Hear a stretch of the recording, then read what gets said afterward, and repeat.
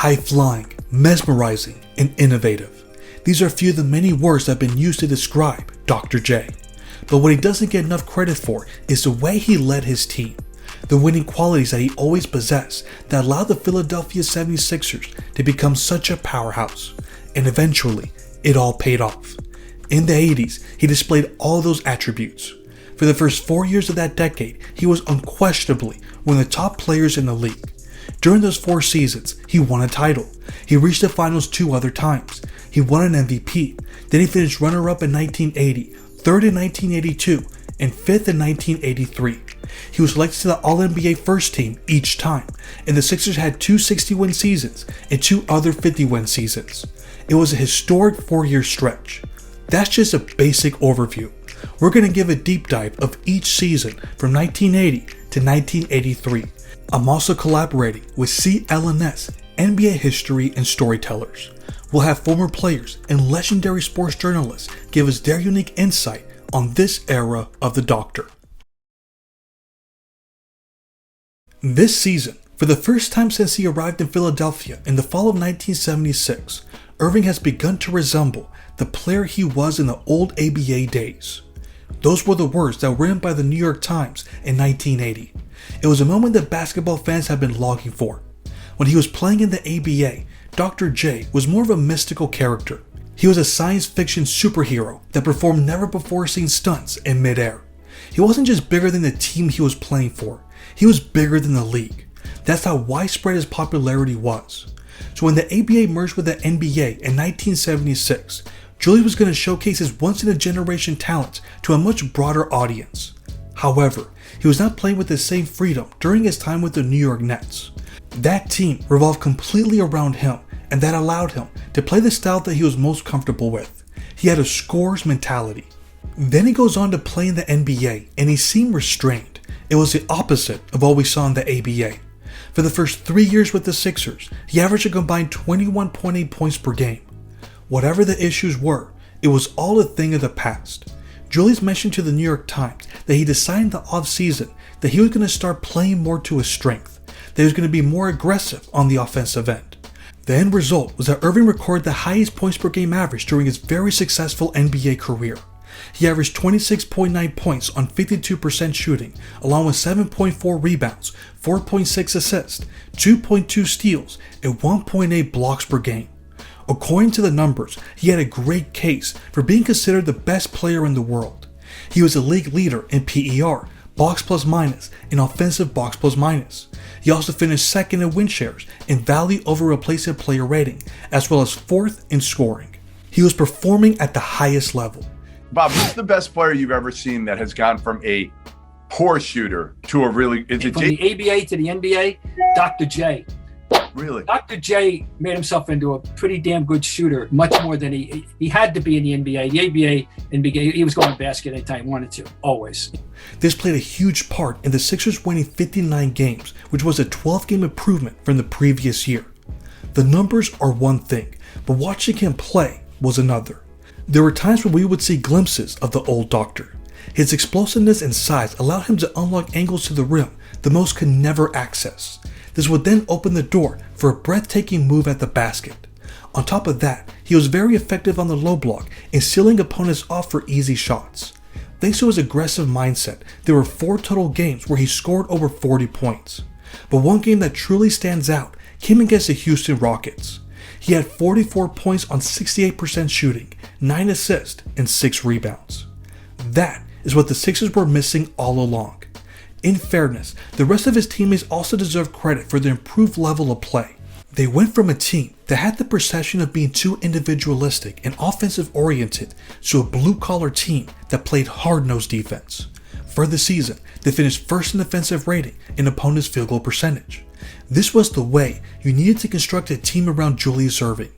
Instead of having a pair of 20 points per game scorers that needed to see the ball in their hands, they built a strong defensive core with players that fulfilled their roles to perfection. They had players like Bobby Jones that lived to do the dirty work, and Maurice Cheeks that was going to get everyone involved and strain himself on defense. If we really think about it, why on earth would you want to take the ball away from his hands? They were truly at their best when he was creating for himself and for others. The adjustments that they made put this team in the best position to compete for a championship. In the first round, the Doctor started by officially ending the Elvin Hayes and Wes Unseld era of the Washington Bullets. In Game 2, he went to the Capitol Center and had a marvelous all-around performance. He had 31 points on 52% shooting, 7 rebounds, 5 assists, and 2 blocks.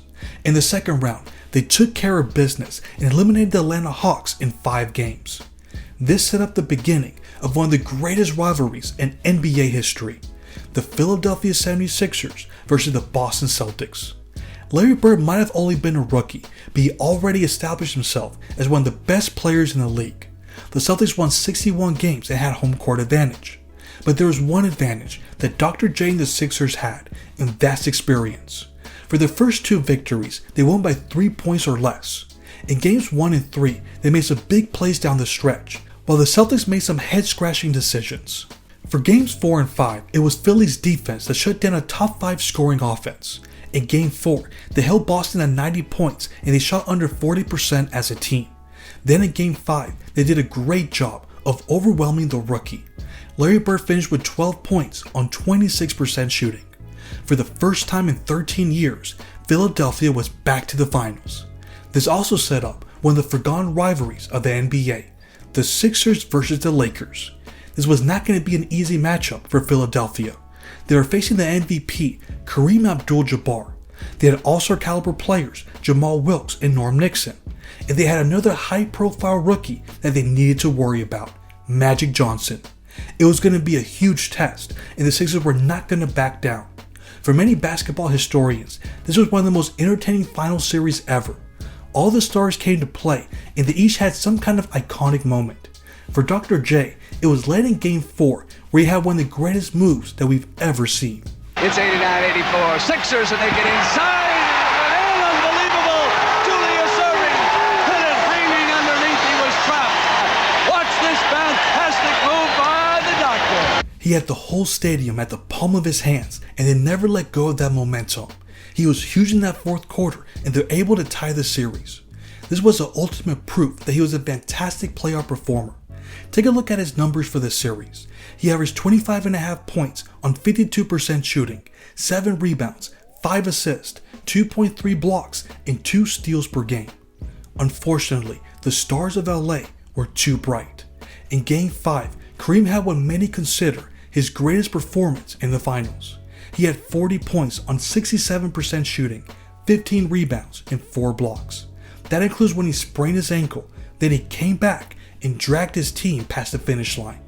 Then in Game 6 is quite possibly the greatest game that we've ever seen in the finals. Magic Johnson took Kareem's spot and had the performance of a lifetime. He started the game at center and eventually played all 5 positions. The numbers speak for themselves. He had 42 points on 61% shooting, 15 rebounds, 7 assists, 3 steals, and 1 block.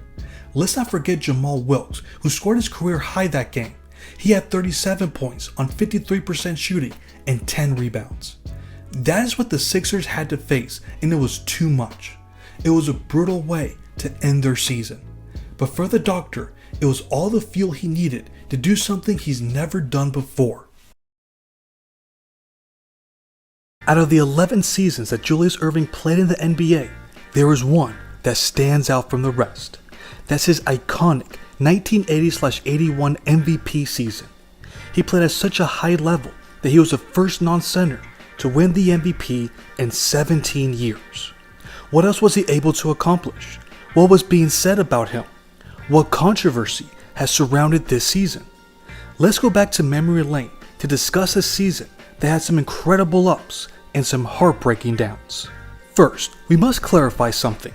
When we think of someone's peak, we usually picture someone who is in their athletic prime. Usually, they're around their mid to late 20s. There are very few players that were as athletically gifted as the Doctor was.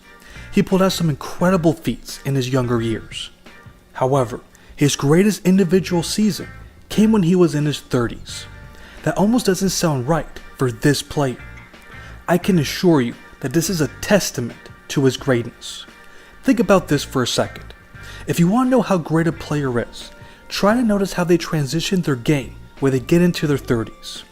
This is when these players don't have the same athletic advantage over their competitors. They have to be more skillful and use their knowledge of the game to continue playing at a high level. That becomes even more noticeable when it happens to players like Dr. J. His game was still as thrilling as ever, but he was finding other ways to be impactful. To his credit, he was never stubborn about the fact that he couldn't do the same thing as consistently, and he adjusted his game accordingly. For example, he said this during the season about himself and his team. Quote, "You're a lot slower, but you're a lot smarter. You're getting the same result because you're getting by the guy guarding you, but you're not kissing him goodbye when you go by. We're not spectacular anymore, but we are workmanlike." End of quote. That may have been the case, but the city of Philadelphia had a lot to cheer about. They won 62 games. They were tied with the best record in the league. This team's biggest strength was their defense. They finished with the league's best opponent's points per game, the best opponent's field goal percentage, and the second best defensive rating. How much did Julius contribute to this team's dominance? Let's check out the numbers. This is what he averaged for the season. He finished 7th in both points and steals per game.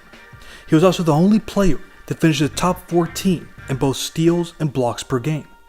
Here are some of the advanced metrics that he posted. Those are all career highs except for PER. In fact, he led the league in win shares per 48 minutes, value over replacement player rating, and box plus minus. For the defensive metrics, he finished with the second highest defensive win shares and the fourth highest defensive rating. He doesn't get the credit he deserves for this, but he was a valuable defensive asset. For example, there were 4 games where he blocked over 5 shots. There were also 2 games in which he had 7 steals. The strong areas for me are, my agility, jumping ability. I try to play defense through anticipation, anticipating what a guy's capable of doing physically. I'm always playing against a guy bigger than me and stronger than me, so I don't try to muscle him. You're not going to do the same thing the same way every night, but you can get the same results. Speaking of notable performances, his best surely came against the Boston Celtics. He had 45 points on 50% shooting, 9 rebounds, 4 assists, 4 blocks, and 3 steals. The doctor did a great job of carrying the scoring load for his team. He didn't have many high-scoring games like these, but he wasn't interested in dominating the ball. He scored when he had to, and he was extremely efficient.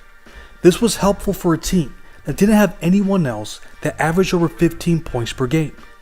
After such a strong year, he became the last non-center to win the MVP award since Oscar Robertson in 1964. This wasn't given to him as a token or a lifetime achievement award. He had a strong case for being the best player in the world. For example, the coach for the Atlanta Hawks said this about him after the league awards were announced. Quote, "He was a Dr. J of old, the one I saw and coached in the old ABA. He was a lot wiser, sometimes less flamboyant, but awesome again." End of quote. That indeed he was. He was awesome to watch, and his team was winning. The 76ers had real expectations of winning the title. Their title hopes became even more real once the Houston Rockets shocked the world by defeating the Lakers in the first round. They knew that all they had to do was win their conference. That wasn't going to be easy. Their second round matchup came against the Milwaukee Bucks. This was a team that won 60 games. They were loaded with talent and they played extremely well together. There wasn't much that separated these two teams. All eyes were on 2 of the best forwards going head to head, Julius Erving and Marcus Johnson. Both had their moments as they each averaged 24.7 points per game.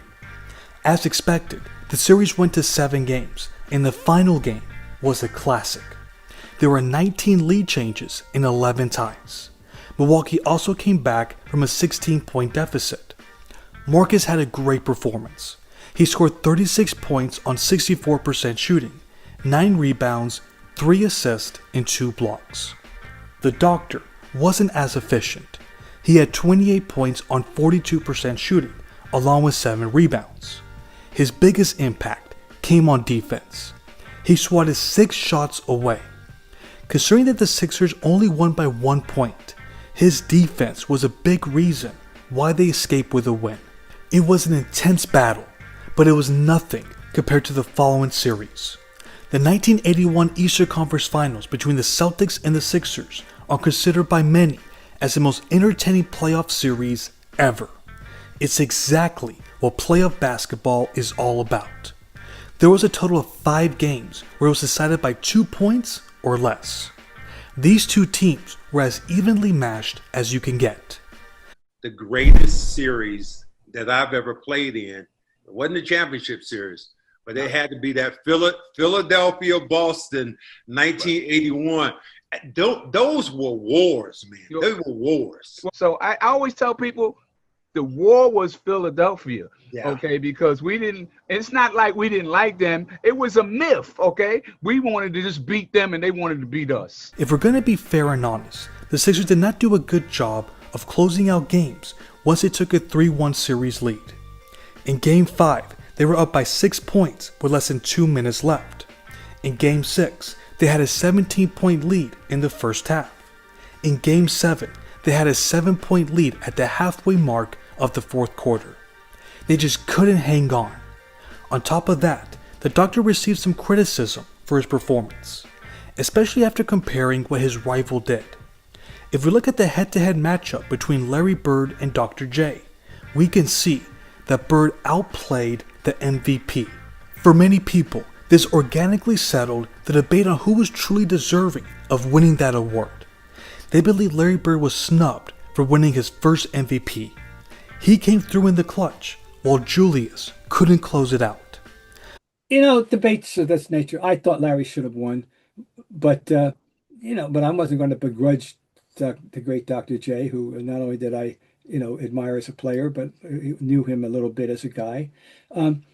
Larry was probably deserving of an MVP that year, but all I can tell you is look at 2025-26 and the irresolvable debate about whoever winds up winning. As we speak, we don't know the winner. We think it's going to be SGA by virtue of straw polls. It's not easy. So yeah, Larry could have won in 81, but this happens all the time. But let's not forget that they were one stop or one play away from reaching the finals and being in a prime position to win the title. They would have been heavily favored to beat the Houston Rockets, and I believe they would have won that series. But they lost out to a player and a team that was ready to dominate the league. There's no shame in that, and it shouldn't take away from a season that should be held in high regard. The Philadelphia 76ers came into the season with broken spirits. Losing in that fashion can be the start of a downfall for any team. Then there's the important detail that their starting center and the enforcer of the team, Daryl Dawkins, missed 28 games due to a broken leg that he suffered in the middle of the season. Despite having to go through those tough hurdles, the Sixers went 21-7 without Dawkins. They also went on a 10-game winning streak immediately after he was out of the lineup. In the end, they finished with the second best record in the league. This wasn't surprising because the Sixers had won more than any other team in the previous 5 years. They were the most consistently dominant team, and a lot of that had to do with Erving's unwillingness to go on cruise control during the season, and the rest of his teammates followed his example. The numbers back that up, as he finished with the highest win shares per 48 minutes in box plus minus in the league. He also finished second in value over replacement player rating, second in PER, second offensive box plus minus, third in win shares, and fifth in points per game. As far as where some of his numbers rank for his career, he posted the highest PER, box plus minus, offensive box plus minus, and he had the most efficient scoring season of his NBA career. This was basically a repeat of the MVP season that he had the prior year. You can make the case that what he helped the Sixers accomplish this season was even more impressive. This all helped him receive the proper credentials that a player with his talent level is supposed to have. He finished third in MVP voting and was selected for the All-NBA first team. For all the attention he gets for his individual greatness, we don't want to forget how great of a leader he was. With that being said, he was still arguably the best individual talent in the game. Even at 31 years old, he was still wowing us with some of his breathtaking moves. The numbers also indicate how immensely talented he was. He averaged 24.4 points on 55% shooting, 6.9 rebounds, 3.9 assists, and 2 steals per game. He was somebody who could impact the game in every facet. He proved it all season long. But the best example of this came against the Kansas City Kings. He went for the stat line of 30 points on 80% shooting, 13 rebounds, 7 assists, 5 steals, and 4 blocks. It was a performance that demonstrated the complete game that he possessed. He worked hard on the glass. He had great instincts that allowed him to intercept a lot of passes. He was an underrated shot blocker thanks to his outstanding leaping abilities. His unselfish nature made him out to be a respected playmaker, and he was an efficient scorer even while converting on incredibly difficult shots at the rim. After tearing apart that team, Kansas City coach Con Fitzsimmons said this about the Doctor: "I think he's playing the best he's ever played. Doc plays hard every minute he's out there. I can't say he's the best because Larry Bird does the great things too, but when it comes to being sensational, he's in a class by himself." Thanks to his leadership and high level of play, the Sixers won 58 games. As they entered the playoffs, there was nothing on their mind but redemption. But their road became much tougher after what happened in the closing game of the short series against the Hawks. Lionel Hollins hurt his wrist after a fight with Tree Rollins. They were going to be without their best defensive guard, who was in and out of the lineup for the final 2 rounds.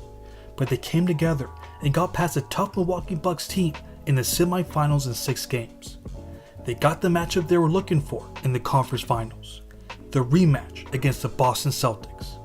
But it started in the worst possible way. They lost game 1 by 40 points. It was an embarrassing defeat, one that demoralizes a team mentally.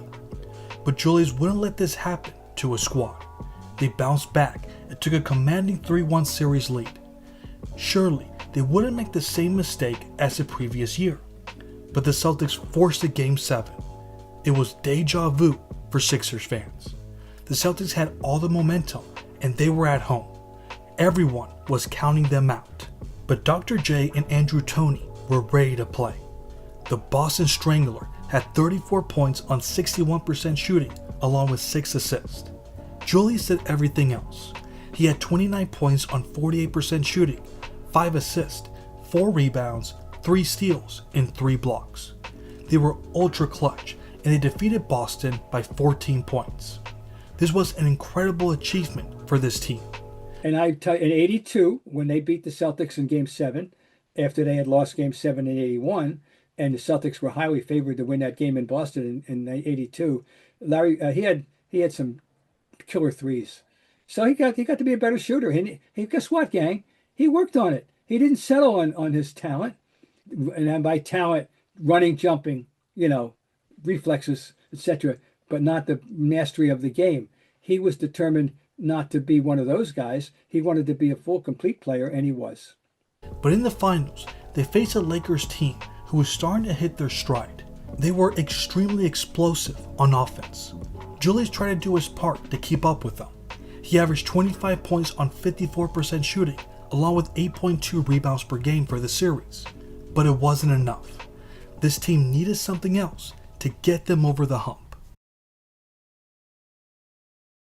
It's one of the biggest trades in league history.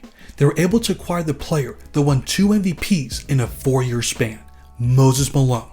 What's even crazier is that they didn't have to give up much. It was just Caldwell Jones in a first-round draft pick.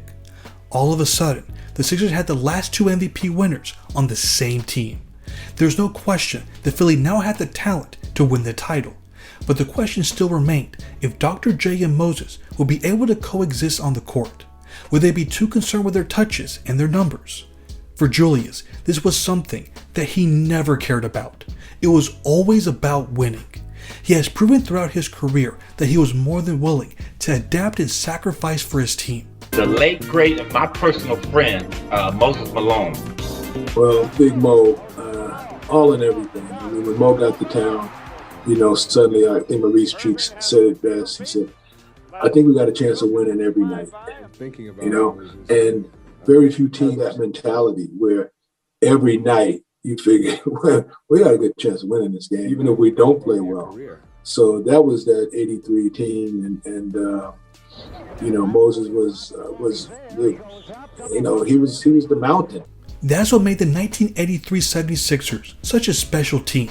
They were full of star talent, but not a single one cared about their stats. They all committed to the team. This explains perfectly why there was no adjustment period. They came out of the gate red hot. They only lost 3 times in the first 20 games. Then they went on a 14-game winning streak shortly after, and they never looked back. For many people, this is among the 5 greatest teams in league history, and they have a strong case to be ranked that high. It starts with the talent. Moses, Dr. J, Mo Cheeks, and Andrew Toney were all-stars that year. Malone ended up winning the MVP for the 2nd straight year. He and Dr. J were also selected for the All-NBA first team. Mo Cheeks, Bobby Jones, and Moses were selected to the All-NBA first team defense, and they had the NBA's first 6th man of the year, Bobby Jones. The result was that they won 65 games. The greatness of the 83 Sixers cannot be overstated, but the question is, what did the doctor do to make it all work? This is what he said, according to UPI Sports. I played the small forward position the last 2 years. It's an all-around role. I get the ball out on the break. I have to play defense on the outside and on the inside and read various defenses. I have to provide the leadership and set the pace night in and night out as captain. But now, we have the best center in the league. We have 2 of the best guards. We have the big men, Clem Johnson, Moses, Bobby, and Mark. So I don't have to play the big forward spot. From my position, I now see the game more clearly, whereas before, it was more taxing. End of quote. He was playing his natural position, and the team benefited tremendously. The coach of the Sixers, Billy Cunningham, used to shift him around the front court until the arrival of Moses Malone. Now he could do what he did best, which was get on the open floor and express his creativity with exciting finishes. They knew very well that Malone was not going to allow many second chance opportunities. So once the opposing team is fired, they were off to the races. At that point, you just put the ball in Erving's hands and let him create. His most noteworthy game that showcases everything that he did for this team came against the Detroit Pistons. He finished with 44 points on 69% shooting, 11 rebounds, 8 blocks, and 7 assists. He almost had a quadruple double. This was extremely impressive from a player that was 33 years old. There were times during the season where he would show his age, which is completely normal. But he was never a big fan of that specific criticism, and he would make it a point to show the world that he didn't lose much of his athleticism. 2-on-1 again with Gilmore back. Stolen by the doctor. Yes, he's got it. Here he comes. We rock the baby to sleep and slam dunk. He dunked on me. I always say the dunk. People ask me, why didn't you get out of the way? Well, one, I was trying to get out of the way. As he lost a little bit of his athleticism as he got older as a player, Doc started moving in, posting up a little bit more, became a master of that little 12, 13-foot bank shot off the left side.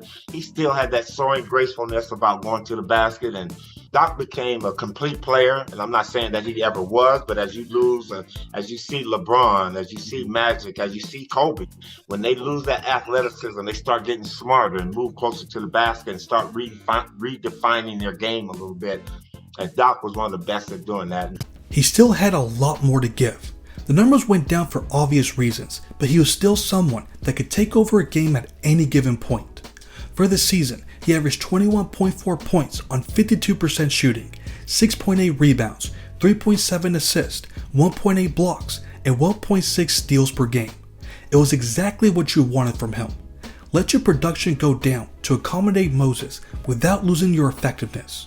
He was still efficient and impacting the game in other ways. But the regular season isn't what this team is known for. It's their historical dominance in the playoffs, and they weren't shy about letting the whole world know what they were about to do. Moses Malone famously said that they would win the title without losing a single game, or in his words, faux.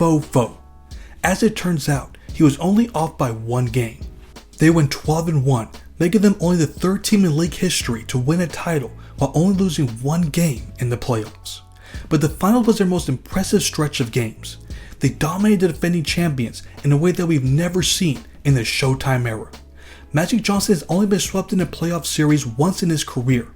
This was the only time he experienced such a dominating defeat while playing every game of the series. Sure, they were missing some key players at certain points, but they still had Kareem and Magic for the entire series, and they still couldn't win a game. When we look back at this series, it wasn't just the depth that overwhelmed the Lakers, it was their defense. Pat Riley said after the series that rebounding and defense was a real factor. Then Jamal Wilkes said that they were one of the best in transition defense. This is where we give the doctor his just due. He averaged 2.8 blocks per game, which was the most out of any player that series. A lot of people failed to mention his defensive play when discussing his greatness, but he has proven so many times that he can have a huge impact on that end of the floor. On top of that, he averaged 19 points on 47% shooting, 8.5 rebounds, 5 assists, and 1.3 steals per game.